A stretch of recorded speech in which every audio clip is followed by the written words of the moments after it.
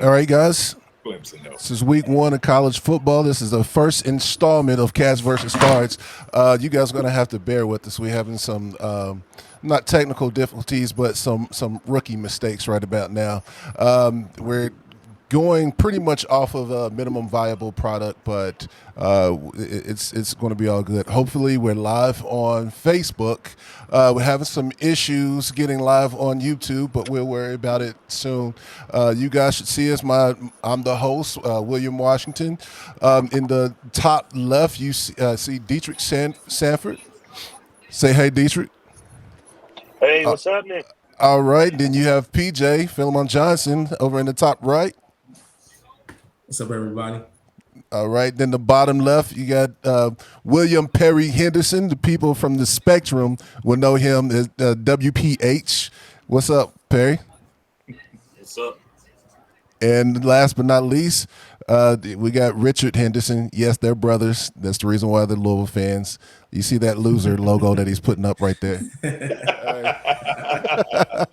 Look So- at the eye. Yeah. So what's Let us up? commence to discuss. So what's up, guys? How do you guys feel about week one? Let's start with the Louisville game. How you guys think that went?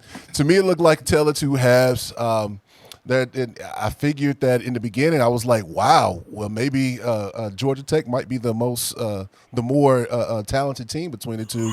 But then after the first half, the second half, everything's just flipped. And that goes to show you that if you're playing with confidence, I mean, it can change everything. But the floor is open. What do you guys think about that game? Well, I let me still start off.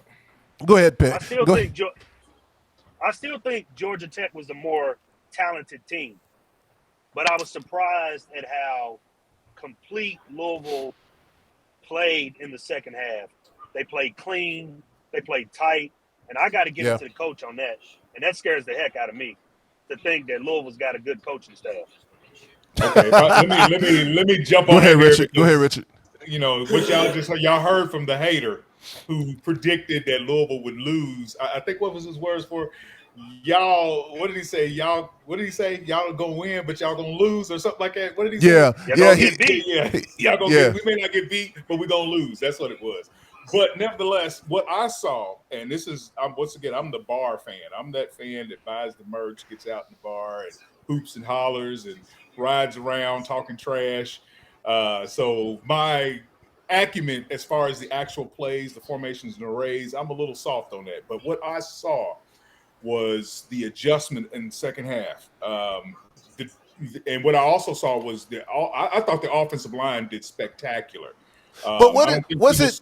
But here's the thing: was it really an adjustment, or was it just that Louisville was playing harder? Because I'm gonna tell you, Well, there was. no, Okay, go ahead.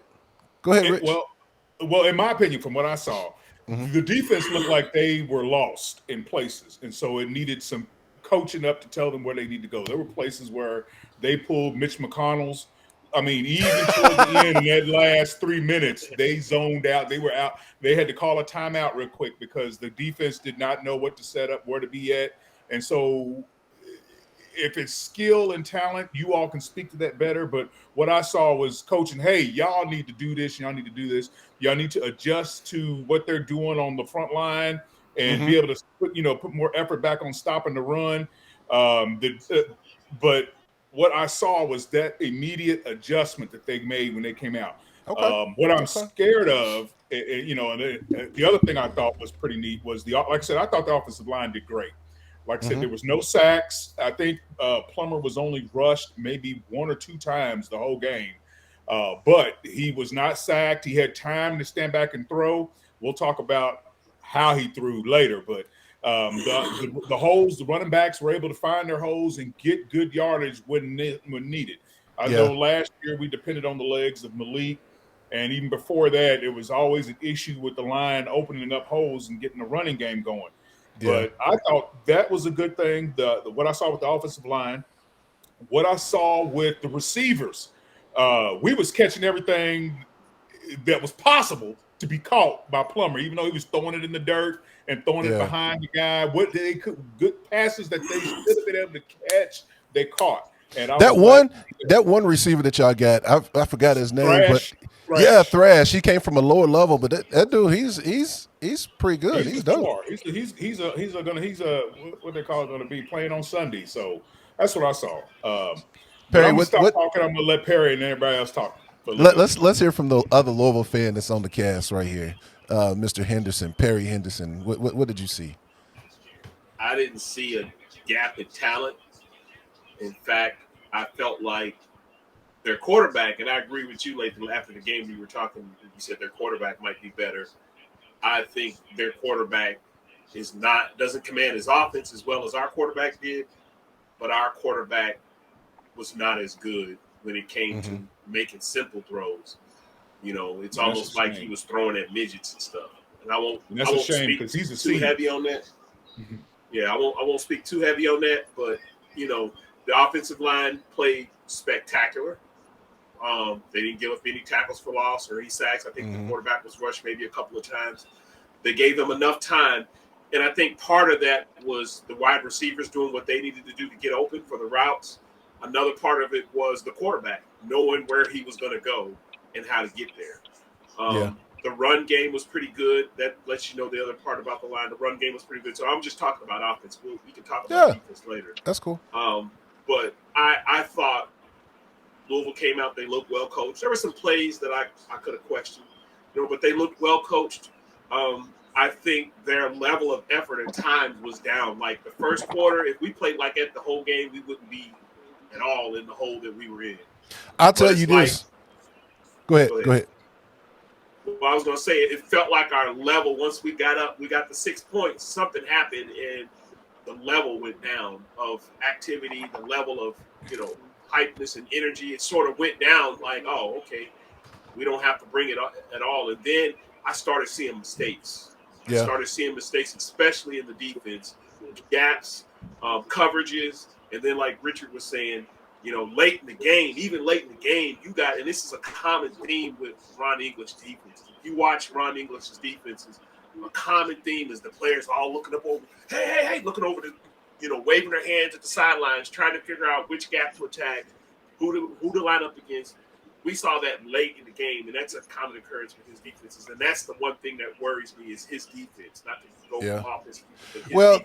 Well, that part when they're doing that, that's just an operational deal. The good thing is that it's not like Todd Grantham. When Todd Grantham, you guys had actually a scheme issue because everybody knew how to attack him, and if you had the right personnel, you can burn him every time going long because he's always going to take the underneath away from you. You don't really have that with Ryan English right now. What you're seeing, and this is just week one, you're seeing more of an operational thing. They're trying to get the play in. The play's coming in late. The defense, they're panicking because, hey, they're getting ready to snap the ball. We don't know what to do just yet. That can be easily fixed. Now, if we get into week 2 and 3 and it's still happening, it's like, okay, what in the world is going on here? You guys got to fix that. But I'll tell you, I didn't watch the game from the very beginning, the snap. I was cutting video of the highlights of it just for the podcast. Unfortunately, I'm not able to show it. But I was actually shocked that you guys were up 6-0 before Georgia Tech did anything. So you guys hit 2 field goals before Georgia Tech did anything. You were the aggressor. After that, it was really like you guys decided, hey, we good, we got this. I'm going to coast it till I go home, and then Georgia Tech just hit you in the mouth, and you guys needed to respond. Because I looked at one play in particular where Georgia Tech ran it right up the gap, and all their offensive linemen did was they were sliding to the right. And I don't know what it was, the big white boy in the middle. He defensive tackle. He got reached very easily in his hole, and it's like you can tell he wasn't going full speed.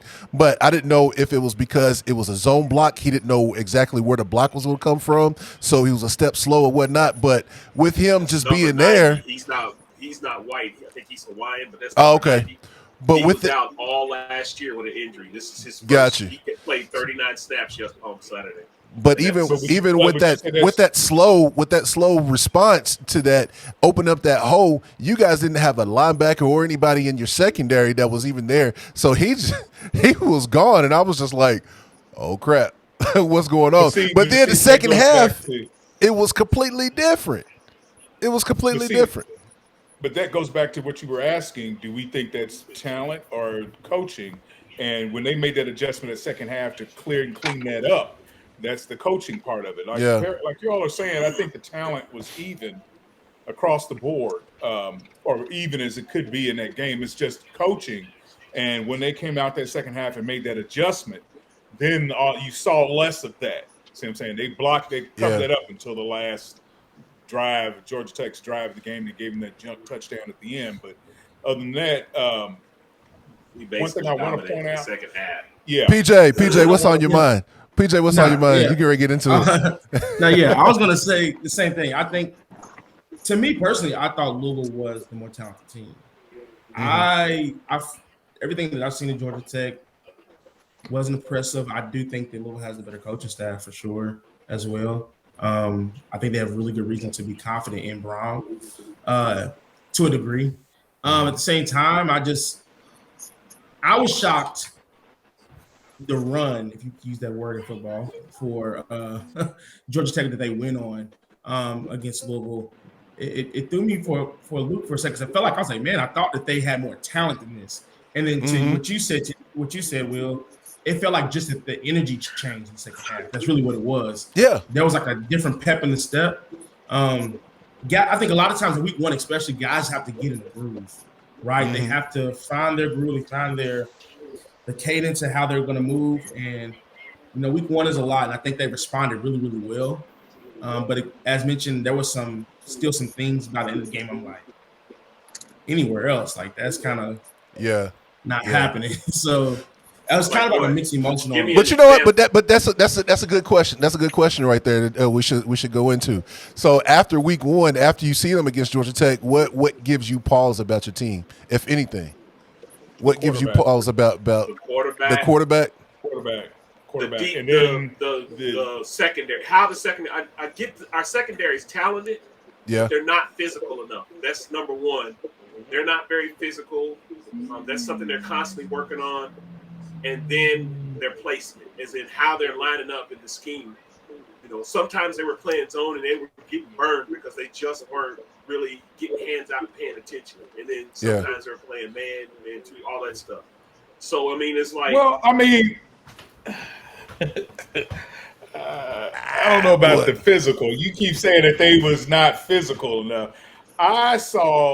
From what I saw, I thought they were there where they were supposed to be, except for that second quarter, which if we could take that second quarter and it's an outlier and just toss it in the trash, throw it in the trash, but we'll see come the next games. I think the rest of the game, when the tackle was made, there was nobody really wide open. When the ball got placed in the opposition's hands, our defenders were there making the tackle for the best part. That second quarter, it looked like my son's middle school. So, tackling issues. But to answer your question, I think our biggest concern right now is our quarterback. This is a senior. And I think, a fifth-year senior, Perry? I think he's a fifth-year senior, I think. And he's a senior, and the way he played like a freshman. Throwing behind the guy, and you shouldn't be. Now, I understand you ain't got the arm strength or the speed, the mobility, but the placement where he was throwing these balls, that's very. Hey, but you know what? Okay, you talking about the quarterback gives you the most pause, but if you look at it, his stats was actually very, very similar to Devin Leary's. Well, and Devin Leary is also Devin Leary is not a freshman. He's not. What is he? No, I think he's a fifth-year senior as well. He's supposed to be an NFL prospect. They come through and the stats are right there, neck and neck. I didn't see how Devin Leary played, but I would say y'all gonna get ate up because he looked questionable. He didn't look as bad as Plummer, but he did look questionable. Y'all gonna get ate up if he ain't. And he's a senior. I thought he was a freshman because he was playing like a freshman out there. Once again, this is his first game of the season, and I'm gonna hold on my trash. Go ahead, PJ. We'll get to. Go ahead. Whoever's going. We'll get to UK. We'll get to UK, but I don't know. I'm trying to figure out what game you guys were watching. Louisville did not convert a third down until either late in the third quarter or early in the fourth. They went nearly 3/4 of the game without converting a first down. They were down 15 points at the half. So this narrative of how even the game was. Wait a minute, Donald. When you convert on first and second down a lot, yes, the third downs, but yeah, we was converting because we were averaging. You can't really say that they weren't doing what they're supposed to do on third down when we were averaging 7.9 yards per play the whole game. So here comes the stats. Here comes the stats. Go ahead. You know, I got my ESPN. But you were still down. I got my ESPN page up here over here. So to say that how talented, there was no real talent gap between these teams offensively, to me, I find it, I can't get with that because the offense for Louisville was not effective. Even their best drives in the first half only got them field goals.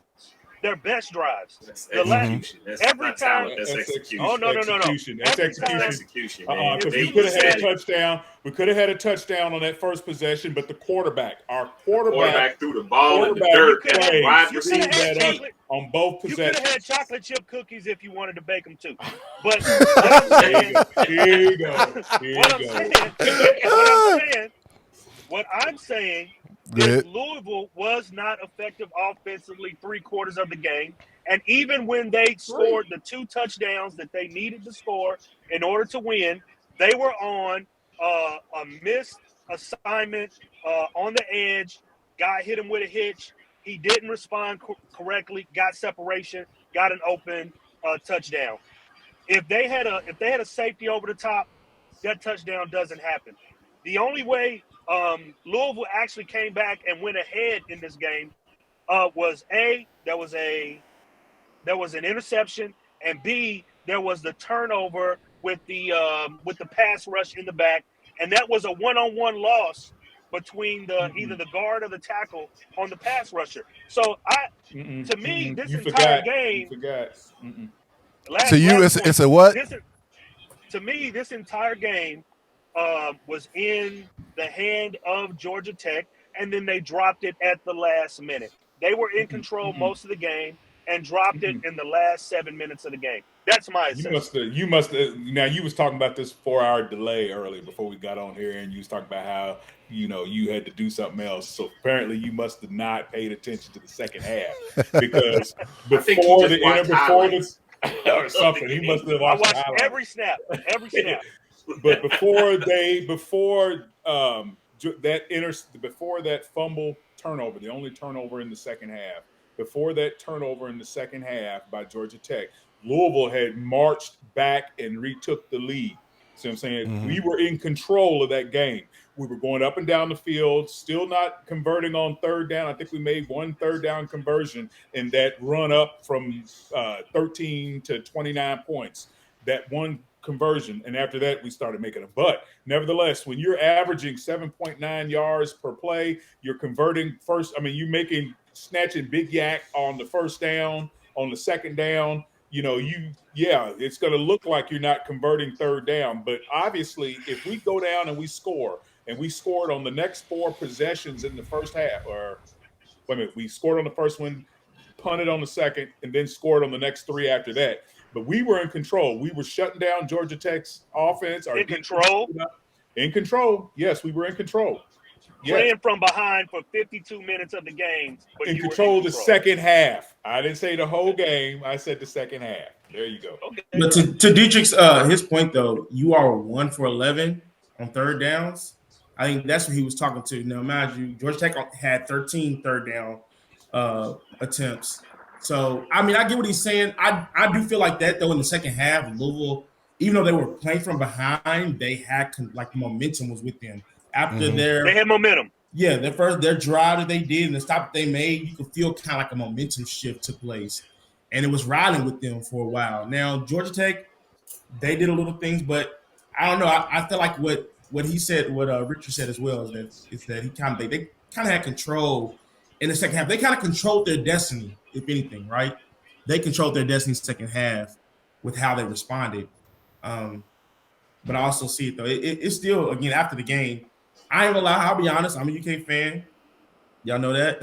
Yep. I didn't come away like, oh my goodness, I'm scared of this team. Even after all I've heard over the summer, talent, new coach, Brom is a great coach. We all know that as well, whether you're a fan or not. I was like, this is still like a rebuilding stage for Louisville. Yeah, like, definitely. Well, and that's Definitely. what scared me as a UK fan watching this game. As a UK fan, to see Brom settle Louisville down, get them focused and get momentum on their side, that's something that I don't want to see Louisville be able to do, especially when they're down, they're not converting, they're not scoring. But for a really bad missed tackle on that center run, they didn't score that last touchdown. But that's neither here nor there. But the coaching staff, I think the coaching staff was the MVP on this team in this game for the first week, settling Louisville down in the second half, getting them focused on their task at hand, and taking advantage of Georgia Tech mistakes and not making mistakes of their own. Yeah. Yeah. Both had interceptions. They asked them one extra mistake that we did. All right. Well, we're 2 minutes in. We done talked about Louisville, everything about Louisville. Y'all still suck, but let's go ahead and switch over to Kentucky. I'm going to show some highlights here on the screen. Now, before if you guys give me a second. I want to add a disclaimer. Yes. All right. Add a disclaimer, sir. We've got some real fans, people that don't bother with stats. They just hate UK or they hate UofL. That would be Richard and Dietrich. Those are your guys that you can't get them to say. I'm sure Dietrich said something positive before the stream started about UofL, but he ain't gonna let somebody else. He said something, and he just said something again. That last statement sort of scared. That's his first time saying something. I'm sure of it, but you won't hear nothing else. And then you got me ready. That's why this is streamed so that we can go back and view it in the future. So in case you got me that's even killed. Philemon is even killed. I like to be a truth teller. Every now and then I might skew a little bit towards Louisville. And then you got Lakeland. So you got some rational fans, some rational people. I'm always going to be rational. I'm always going to be rational. Yeah. I'm always going to be rational. So, yeah, sorry, guys. We tried to cut some Louisville highlights, but I really didn't have time. So we're going to. Okay. Yeah. Well, it's UK slanted. What am I going to say? Look at your boy. Yes. So starting out good. Key, man. Shout out to Dane Key. Yeah, shout out to Dane Key. Then Barry and Brown showing his speed on the outside. See, this is what a real team looks like, guys. I hate to say it, but you could look good eating, and I didn't bring my cupcakes because I was going to offer you some. What's that? It's the most UK footage I've seen because I'm fasting from Big Blue football until they play a real opponent. Well, one thing that I noticed in this game. I'm not gonna watch from the even keel non-fan, right? Yeah. Don't have me watch a fantasy. Let me see you do face a Power 5, opponent like the best team in the state of Kentucky. Can I say something about this play that just happened? Deion Walker was just in a 2-point stance. This dude is huge. What in the world is he doing in the 2-point stance? I don't know, but you can just tell they were just trying things in this game, man. They was trying things, but hey, defense was. They had their moments in the second half, but that front, I was impressed with some things that they did, even though we was missing Trayvon Ripka. But we got some nice pieces. Go ahead, PJ. Yeah, man, Wallace, man. Hey, look, the way he was out, his energy he played with. The first half, I felt like they came out with that excitement. I think as the game kind of went on, I think every team kind of does, especially when you're playing a team as mentioned. Yeah. Ball State. Let's not take away from Ball State either. It's just like you kind of start relaxing a little bit. Right. The way they came out defensively definitely carried us at first. I was definitely impressed with how our front did. Now, I would like to see us do even better with the pressure, of course. Oh, yeah. And I think, as you mentioned, they were definitely, you could tell offensively and defensively, they were trying things that I don't think in another game that they probably would have went for. So yeah. Well, the thing about Mark Stoops is in these first games, they're very vanilla. But in this game, we was doing a bunch of stuff on offense. And there was some trickery in there too. I noticed that bone set that they were talking about. I'm kind of partial to that because you can do a whole lot with that. When I was at Tulsa, we actually broke rushing records using that bone set, and so I was just excited just to see that. And they lined up in it twice and did two different things in there, and it kind of confused Ball State because they never seen that on film. So just for them to show that, I'm very excited to see what we're going to see. As the season go on. There's Wallace right there. I'll say it's mentioned though. What'd you say? How many sacks did y'all get in the game? That's a good question. I know you got. Sacks did Ball State get? Ball State only got one sack. We got a bunch of tackles for losses. I'm not for sure. Bunch of tackle for loss. Yeah. I'm not for sure actually how many sacks that we got, but we had some pretty good pressure. Had some pretty good pressure on them. In Ball State, yes, they're a MAC team. They're a mid-major, and I know, Perry, you like to give us a lot of flack for that, but they were well coached. They were well coached, man. And their offensive line was getting more push than I wanted to see them get. Their offensive line performed well. Okay, here's my take on it. Okay, yes, Go ahead. Did what they were supposed to do, but this is a team that they were expected to beat by 24 Check us out. points. Check us out right here. So, and this dude called this. He called it. He called it. Once again, I can call a lot of things too against the team that I'm supposed to beat. But he's done it in the SEC too. Hey, he's done that in the SEC too, though. He's done it in the SEC as a freshman. Yeah, we can't take it away from him. He's a Sunday. He's a Sunday guy. He's a Sunday guy. Let's see what y'all got when y'all playing on Sundays. He definitely is a Sunday guy. I got my cupcakes in the refrigerator. I was going to pass them out to you UK fans. Oh, we got haters on the call. I like it. Look, man, I like it. it. Hey, you go, man. This is like this. I like it. We got haters on the call. I got your pillow for you, man. Y'all schedule was I saw UK, and I'm going to put it this way.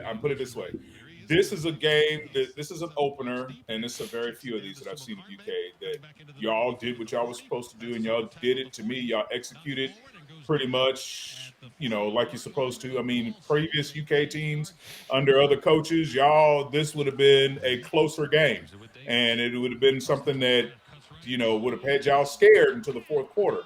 But y'all did what y'all supposed to do in this game. Look, y'all playing this Powder Puff team at home. Predicted to beat them by 25 points. And, versus Louisville, who played a Power 5 conference opponent now. On the road. Not another, on the road. The team on the road that knows us. Doesn't matter what, doesn't matter how and what. That was not a road game. That was a matter. Field game. Now, come on. In Atlanta, Georgia. Let us say this. Let us say this on air. In Georgia. In Atlanta, Georgia. Yeah. Let us say this on air.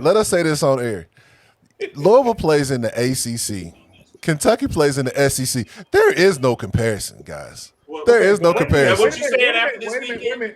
Is that what you saying after this weekend? Yeah, I'm not stunting LSU losing to Florida State. Considering what happened to South Carolina. I'm not. But that's what you got to say. That's what I got to say. Hold on, wait. You cannot control. You cannot control your conference. Listen. Out of everybody in the ACC that's actually decent, right?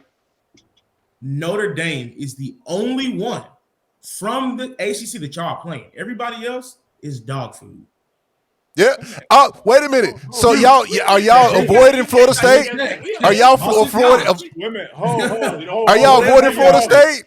Before y'all step on that, we did not make the conference schedule. Only thing you can control is your non-conference schedule. And as I recall, we only have but this is the point. We only have one non-Power 5 team on our schedule. But say that for the wait a minute. Supposed big team in the state who seems to have. How many y'all got on y'all schedule? How many?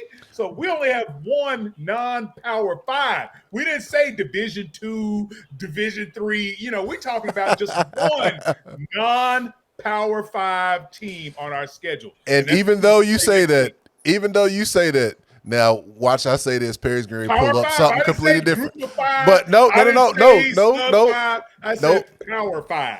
Nope. But while you say that, And we're not Kentucky's ducking y'all. hold on. Why you say that? Kentucky's schedule was actually ranked tougher than Louisville at one point. I don't know if it still is after week 1. It still is more than likely. Oh, They don't yeah. play. I went down their schedule, and they play Murray State.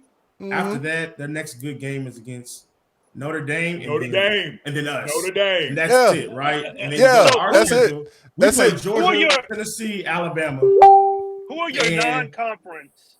Bro, there's a one game. don't play Wait, Georgia, real quick. Alabama. There's a We got one. Murray, Indiana, and Notre Dame. Y'all play who? Who's y'all's non-conference games? Murray State, which is the powder puff that y'all play. Notre Dame is a conference opponent. No, they're not. No, they're not. They're not. They're considered part of the ACC football now. They No, play, they're not. No, they're not. They are You know, entitled Notre to Dame play is like never going 3 to be a games. conference affiliation in regards to football. They have held off from the Big Ten, the ACC. So Notre Dame is technically in the ACC for all of their sports except football, correct? That is correct. So they still count towards y'all's non-conference then? Conference, yeah. Yes, that still So counts. technically, Can we take time and give it up for Louisville for having a tough out-of-conference game? All right, now you guys get a cookie. But you know what? But that means. But that's that. Okay, so that really means that y'all don't play anybody in schedule then. I mean, in conference then. This year, yes. That's Pittsburgh. but that goes back to my point of it's not even close between Louisville and between the SEC and ACC. So while y'all ragging on us for playing some mid majors, and we still got a tougher schedule than y'all. Okay, but we can't avoid the team like a Florida State like you guys can. That doesn't matter. If you play every team on your schedules in the top 10 and you can't beat them, it still doesn't make you the better squad just because you scheduled them. I agree with that.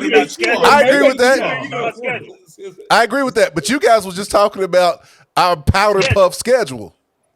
Yes, I was talking about your powder puff. Out of conference schedule that you all can't control. You control your non-conference. You can't control your conference games. So I give it to you on the part about y'all play the toughest conference schedule. That's cool. Yeah. You can't control that. We can't control that.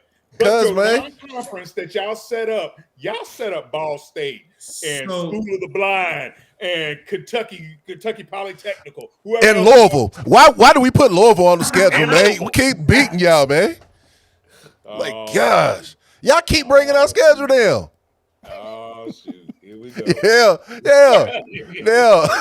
Now the Louisville fans on the Cavs get quiet. I give you that. It used to be the other way around a few years ago, but I give you that. I ain't gonna argue that. A few years ago, that before my youngest daughter was born. No, your youngest daughter is like 4 years old. Come on, man. 3 years old. Come on. Don't act like she's in her 20s. Watch your mouth. I didn't know you just had another baby. But hold on, hear me out though. So this is my thing though. Hear me out though. Go ahead. We know that I guess in the last 20 years, really still, you consider Alabama still considered to be, even with the last couple of years, they're still considered to be the best football program. Like, you know what I'm saying? Yeah. We can say that. Yeah. If you go look at their schedule, right? They play one non-conference game that's versus actually somebody, and that's East Texas. Outside of that, it's Chattanooga. Mm-hmm. It's Middle Tennessee. Like, this is what I'm saying. Most ACC teams, and I'm not one of those that think the ACC is just so much dominant than every other conference. I don't believe that. I think we do have some teams who are better, and of course it changes year in and year out. It changes, you know. Yeah. Even this past weekend, right? Y'all had some teams that beat the ACC schools, which is good and nice, but I still think overall as a conference, we're still better. Anyways, what I'm saying is most of those teams in the SEC, rarely do they schedule multiple Power 5 non-conference games because of the conference schedule. It makes no sense when everybody's trying to play for playoff berths. They're trying to play to get into a good bowl game. It will make no sense.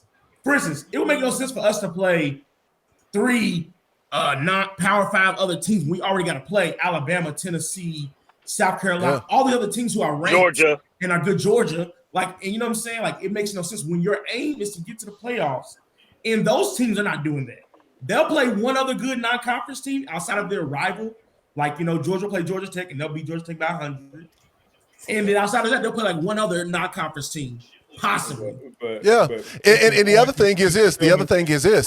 In order to make it through the gauntlet, that good non-conference game. Then you say it said again. you said every other SEC team like Georgia, Alabama may play that one good out of conference game. Where outside of their rival, where is Kentucky's? And where's Alabama's? They play Wait, Texas. Alabama is a proven champion. Okay, but y'all hadn't even won the SEC East Everybody's yet. trying to. Y'all ain't even done that yet. That's the thing, Alabama's done won. Everybody's trying to. But what I'm saying though, this is what I'm saying. If you go look at every SEC schedule, you're not going to see a bunch of other Power Five. A lot of times, even with Georgia, they may play a team, but Georgia Tech is basically they barely Power Five right now. I mean, they're not that good. The reason I'm gonna add this is that I agree with you, Philemon, and Richie. I agree with you. The gist of it is, but here's the truth. There's always the truth. Every SEC team has a Power Five non-conference team on their schedule, and some of them have multiple. Some of them don't have the When you look at Florida, they're probably going to have Miami and FSU on their schedule. They've had them on there before, but they'll at least have Florida State on there. So it'll be Florida State. Mm-hmm. Alabama, they've got Texas. They played Texas at Texas last year. They got Texas this year. That's sort of a weird type of situation. Mississippi State this year played Arizona. Tennessee plays somebody. Everybody plays somebody that's out of conference. That's a Power Five opponent.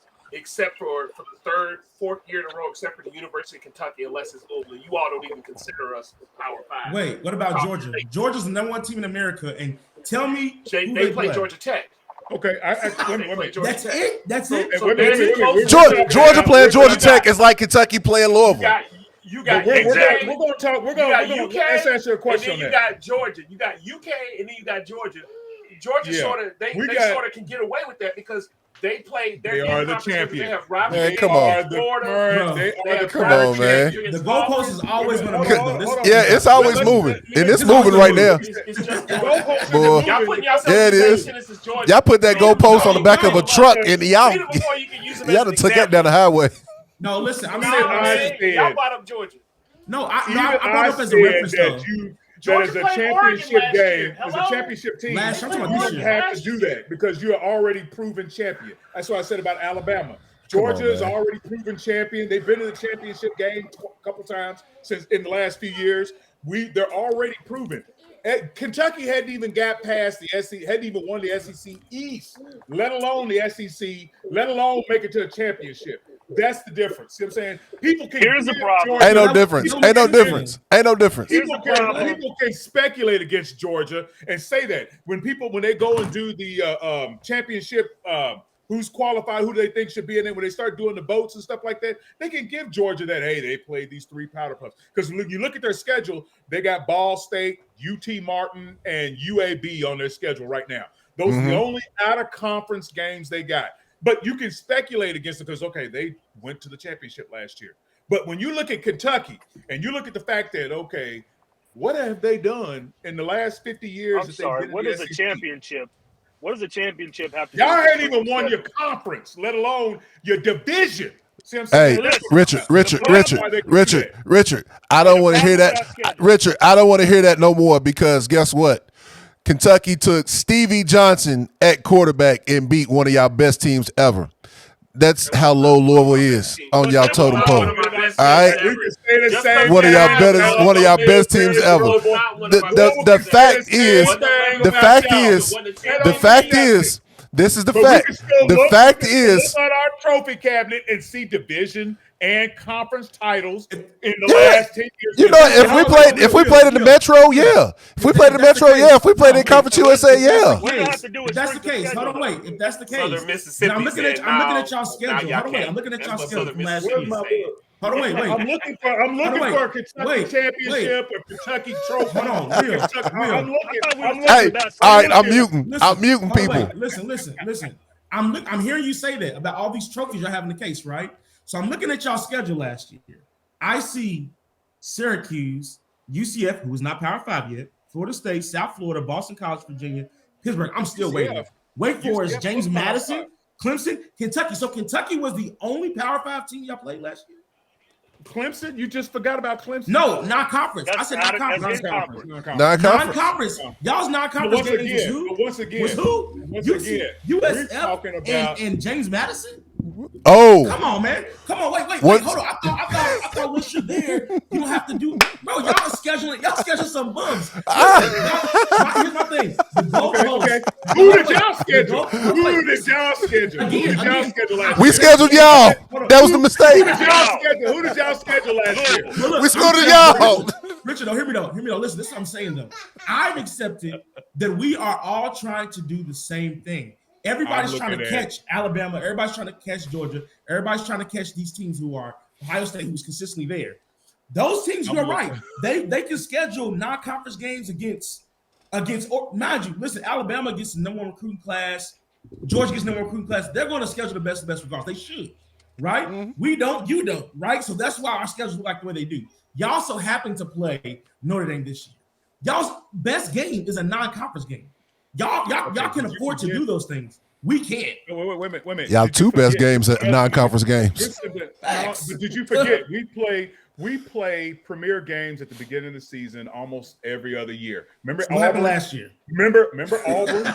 Remember when we played Ole Miss last year? We played, was it last year or year before? No, last year because last year I played James Madison. You all don't have those games in your history where, hey, we're playing a premier team at the beginning of the season. Because we play mid-conference.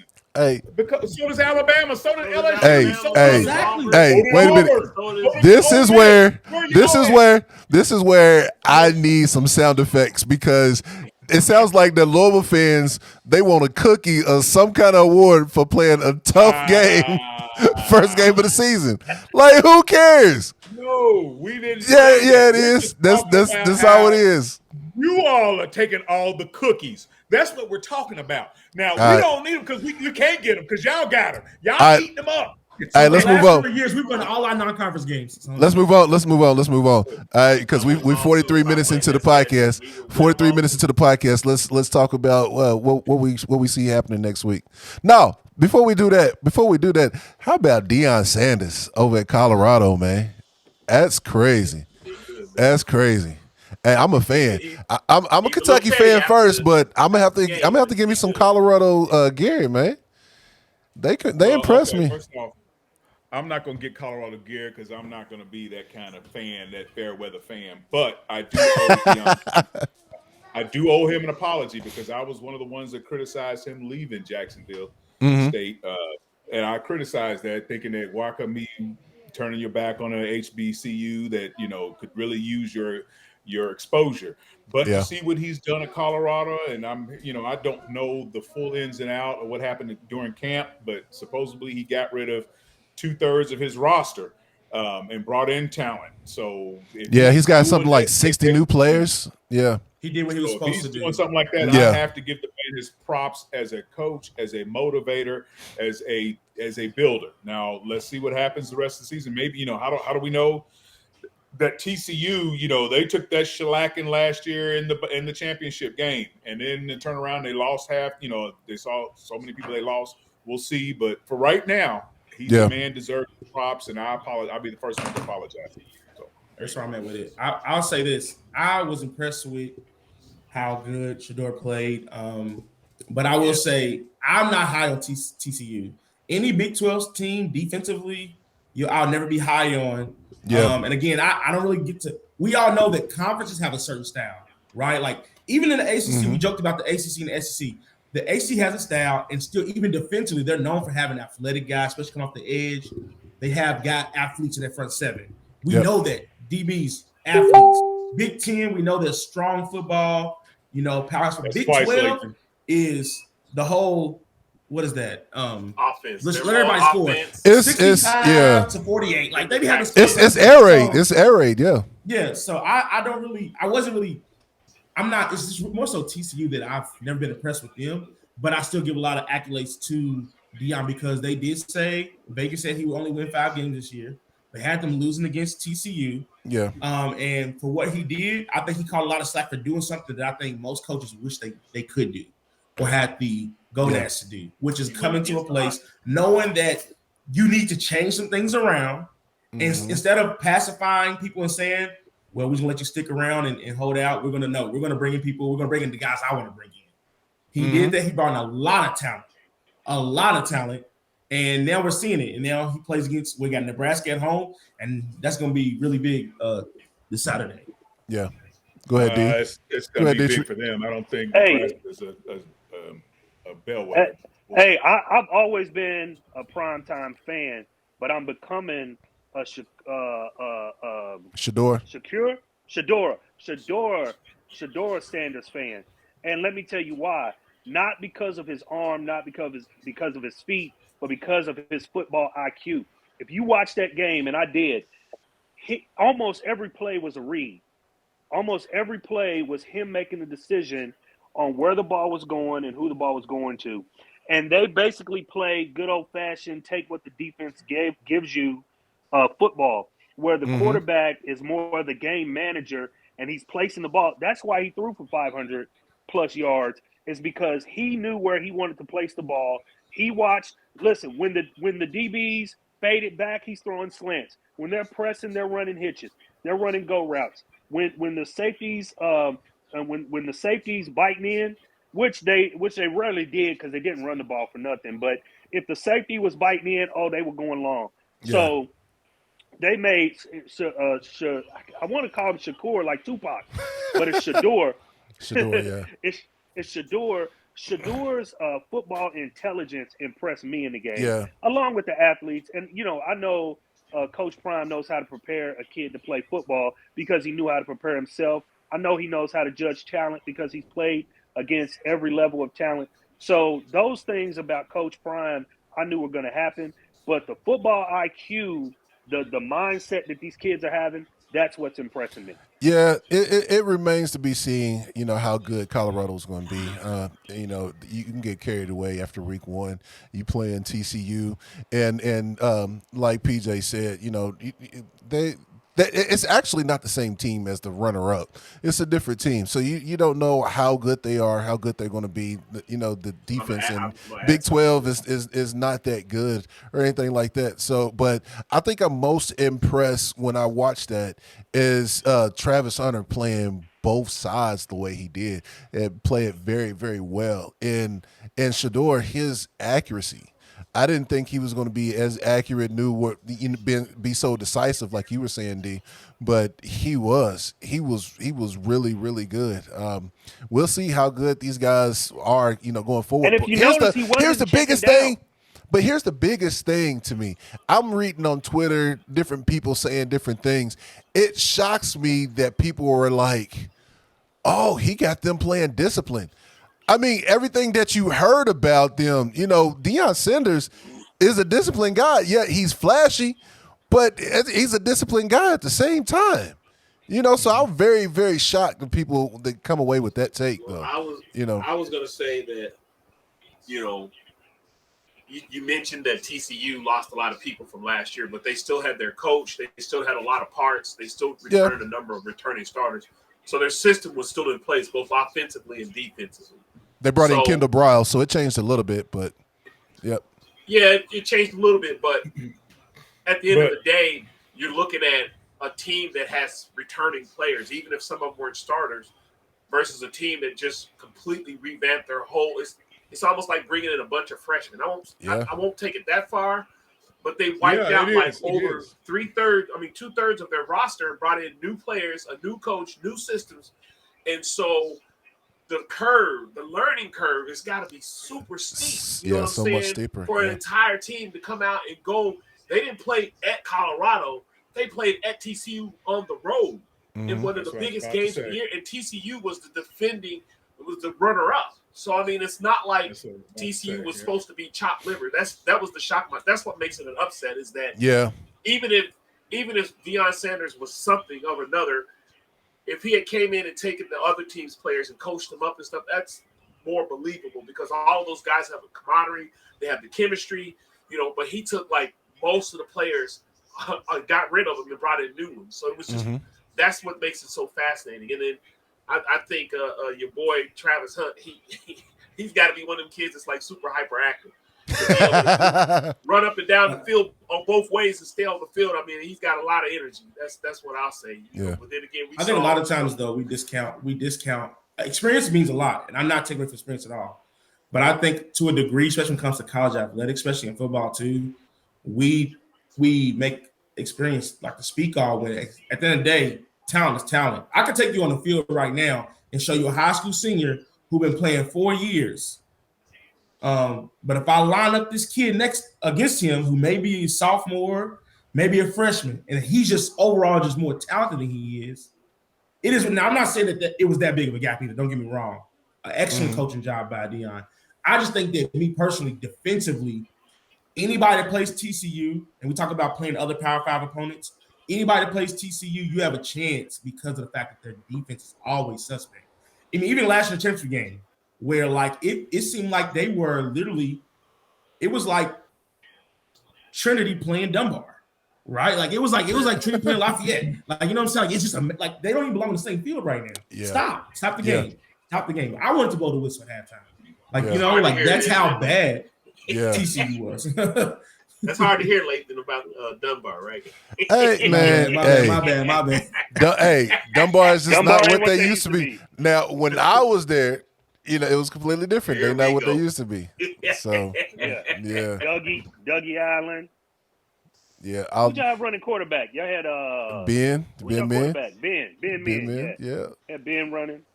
Yep. But when you talk about, and I think Perry said it, how this team galvanized for Colorado, it's hard sometimes to plug in 1, 2, or 3 new players into an offense, right? So you see things like miscommunications, the cornerback so going good, one way. Man. They look I mean, so good together. I was expecting having false just starts and all of that. I'm like, man, he just took the ball first snap and threw it across the field instantly. And it's like they've been playing forever. Well, that preparation was second to none. Like what? He had like a double-digit amount of people who played at JSU that came to Colorado.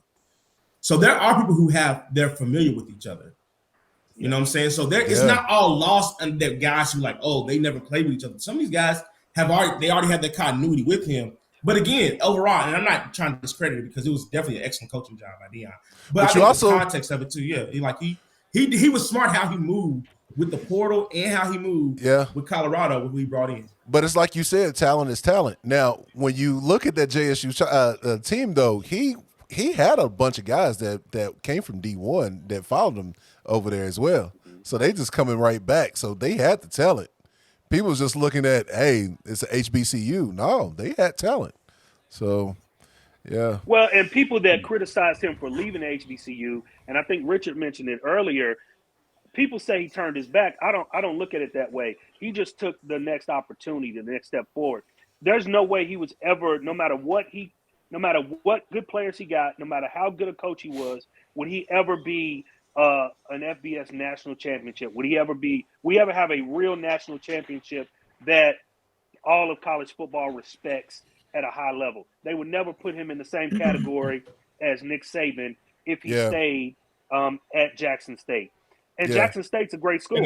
And I want to expand on that. I understand that, and to reiterate my point when I was talking about how I was hard on him. It's not the championship; it's the fact that had he stayed, opportunity to stay, he could have cultivated more awareness for the HBCU. So it could have been back. It could one day potentially get back to the days when in the '60s, Grambling was the Alabama of back in the 60s and the 50s. Everybody, all the talent was at Grambling in the HBCU. And I felt that had he stayed, and then garnered more support for HBCUs, we could have brought that back. But I digress.